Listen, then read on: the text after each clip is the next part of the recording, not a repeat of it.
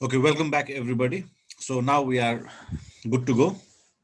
So the program that we are starting off with is write a program to input a word and display the total number of vowels. So what we'll do is we'll count how many vowels are there in a particular word which user gives, and we'll display the total number, how many vowels are there. So that's what we are going to display. So this program, first of all, let's do this program also using sub procedure. Okay,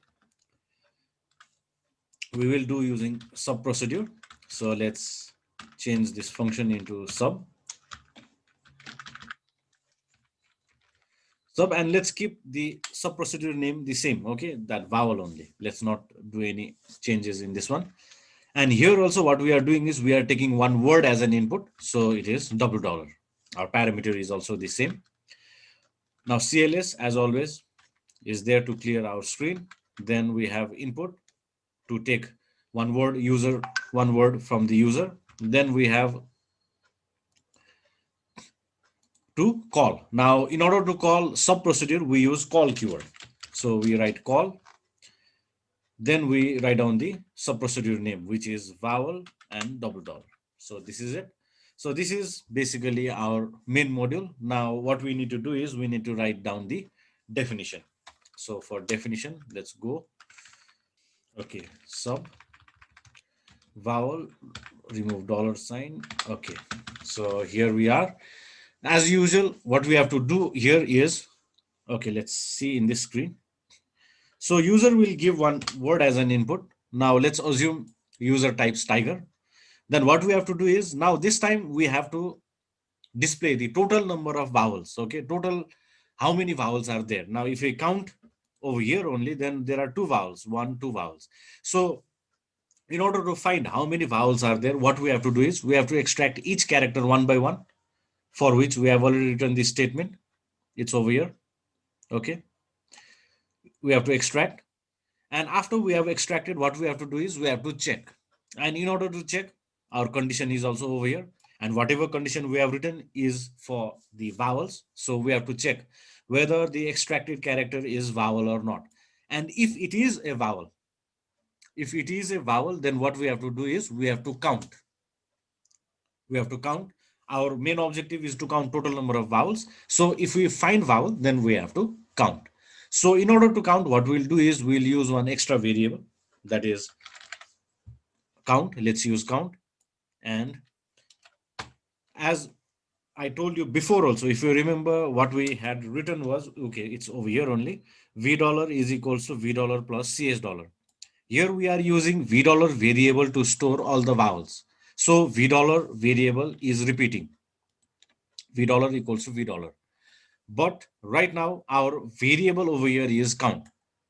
So what we'll repeat is this particular variable count. So what we have to write is we have to write count as well. Count plus. So what we are doing is we are counting one by one. So we have to increase by one. So first of all, I will be extract. So first of all, T will be extracted. T will be false. Then I will come. I will be true. Then we have to count I. So we have to add one. So one vowel has been counted. Then it will come. Then comes E. So we have to again count this IE. So we have to again count one more vowel. So again we have to add one. So every time we find a vowel, we have to increase our variable by one. So this is how we count. Okay, and same count. This same statement will be used with consonant as well, and we'll see even more clearly when we trace this particular program. So I'm just saying everything right now in a rough way.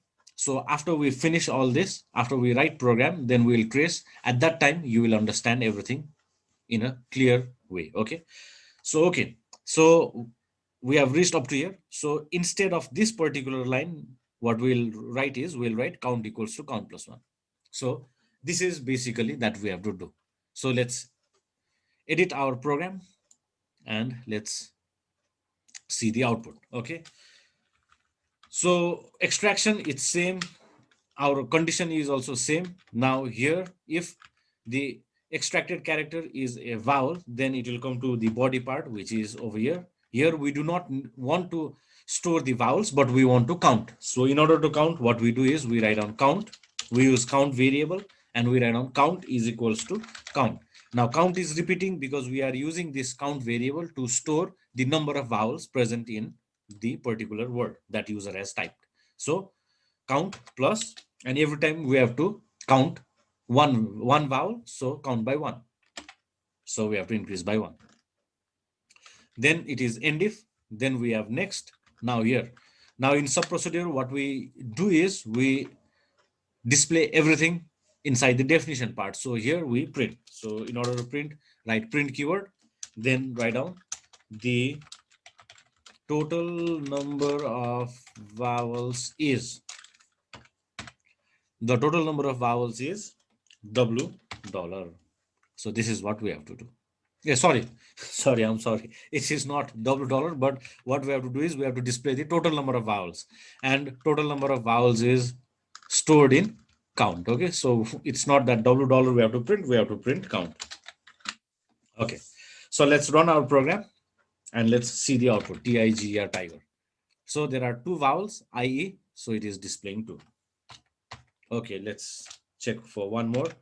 Okay, eagle. There are three vowels, EAE, so it has to display three. So the total number of vowels is three. So this is our program with total number of vowels. So let's trace this program as well and let's see how it is working.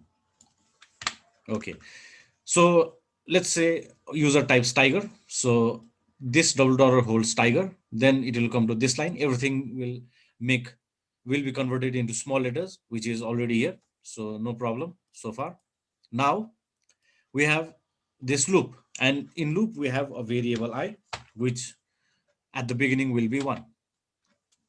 So start value 1 and it will end at 5 because our length of the string is 5. 1 2 3 4 5. So it will run from 1 and it will end at 5. So 1 is a valid value. It will go in the body part, which is our body part is this. This is the highlighted one is our body part. So CS dollar is a variable. So let's write CS dollar equals to, so CS dollar is equals to mid dollar $, I comma 1. So $, is always tiger. I is the value of I, which is 1. So 1 comma 1 is the first position, one character. First position, one character is T. So T will be extracted and it will be stored in CS dollar. So CS dollar will hold value T. And after this, it will go to this condition checking part where it will become false because T is not a vowel, it is a consonant. So our condition will be false. Since our condition will be false, our control will go below end if. Below end if means it will come to next. Next will take us to step. There is no step. I will increase by 1. I becomes 2. So 2 is also valid in the range. So our new extraction position is 2. So 2 comma 1 is second position, one character, which is I. I will be extracted. It will be stored in CS dollar. So CS dollar is I. I is extracted. So condition checking will take place. So our this third condition is true. Since this condition is true, our whole condition becomes true. Okay, the whole condition becomes true. And once our whole condition becomes true, our control will go to the true part. And true part is below if. And below if we have count equal to count plus 1. Now here we have a new variable count. So let's write it down, count. So count is equals to, at the beginning, count doesn't have anything. So since it is a numeric variable, it will treat its value as 0. It doesn't have anything, so it has 0. So count is 0. 0 plus 1 is 1. So count gets value 1. I hope this is clear. Now, because now here CS dollar is I. This condition is true. Because of this true condition, the whole condition becomes true. Our control will go to the true part, which is this one, count equals to count plus 1. So we have a new variable count. Count is a new variable and it doesn't have any value because it has just come right now. So count equals to count plus 1. Count at the beginning is 0. So 0, 0 plus 1 is 1. And 1 will be stored in this variable count. So count gets value 1. So this is how count holds value 1. I hope this is clear now. So let's move ahead. Then we have end if, then we have next. So next will take us to step.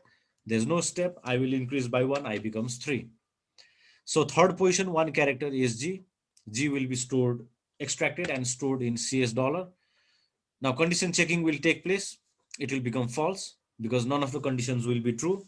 Since it is false, it will go to its false part, but there is no false part in this program. So our control will go below end if. Below end if, it is next. So next will take us to step, no step. I will further increase.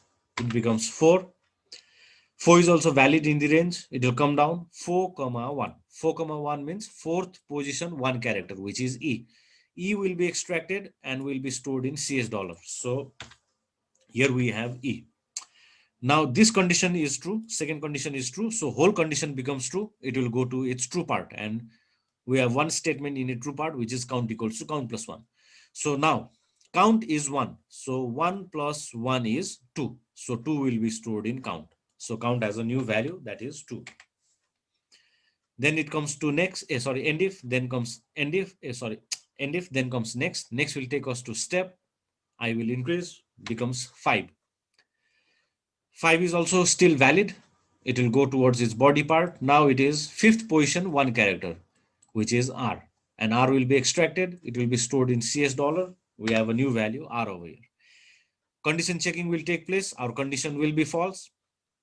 There is no false part, so it will go below end if. It finds next. Next will take us to step. Our loop variable I will increase by 1. It becomes 6. Now this time 6 is an invalid value because our end value is 5. Len w dollar is 5. So 6 is being stored in I, which is a false value. Now since our loop variable has an invalid value, our loop will terminate. Termination of loop means our control will go below next. And below next we have the total number of vowels is, and this time it will display 2. So let's run TIGER, tiger 2. Okay, if we check for one more example, AEROPLANE, so it will display 5. So 1, 2, 3, 4, 5. Yeah, there are 5 vowels. So this ends our program with sub procedure. Now there is one more thing that we have to do, and the thing is we have to convert the same program using function. So let's convert the same program using function procedure. So okay, let's go to the definition. Main module. Here let's change to function. Same over here, fu function. Now whenever we write program using function, we have to talk about this dollar sign. Now if you look at this output carefully, or if you read this question carefully itself, then you will find out what our output is going to be. It says input a word and display the total number of vowels. Total number of vowels means we are displaying a number, and that number will resemble the total number of vowels that is present in the word that user has typed. So altogether we are displaying a number. Since we are displaying a number, dollar sign is not required because function will return whatever we are displaying. We are displaying a numeric value, and this function vowel will also return a numeric value. Hence dollar sign is not required. But w dollar, here dollar sign is required because we are taking one word as an input. Okay, there is a difference between keeping dollar over here and dollar over here. Since our input is a string value, we are using a string variable, which is a formal parameter or simply parameter. Okay, enter any word. Now this is a function program, so we need to use print keyword. Now this particular program is only going to return a numeric value. It doesn't return any message. So we have to write down our message. So the message is going to be the total number of vowels is vowel. Okay, this is the message. The total number of vowels. Okay, let's write down vowels present in the word is. Okay, this is much more appropriate. Vowels present in the word is this. Okay, so our message is also all set, and we have already called our function procedure as well. Now let's go towards the definition part. So here there are only few changes that we have to make. First thing is replace sub with function. Okay. Now dollar sign is not there, so dollar sign is not required over here. Now this is same. This loop is also same. CS dollar, condition checking, counting of the vowels, everything is same. Up to here, up to loop, everything is same. The only difference lies in printing. Now we display everything inside the definition of the sub procedure with sub procedure, but with function we return the value. And in order to return the value, what we do is we write down the name of the function, and the name of the function is vowel. Then we write down equals to, then we write down the value that we have to return, and our value is in count, so we will have to return count. So this is all we have to do. Okay, if there is any problem, any difficulty in understanding in any part, write in the chat section. And so far the chat section is empty, so I'm running this program, and let's check the output. And this time we are checking through the function procedure. Okay, our first example tiger, and our answer has to be 2. Okay. Okay, so let's check for aeroplane, aeroplane. It has to be 6. Thank you so much for watching. Please do like my video so that I get motivated to create more of these videos. We would appreciate if you would share this video with your friends. And if you have any queries and suggestions, let me know through the comment section.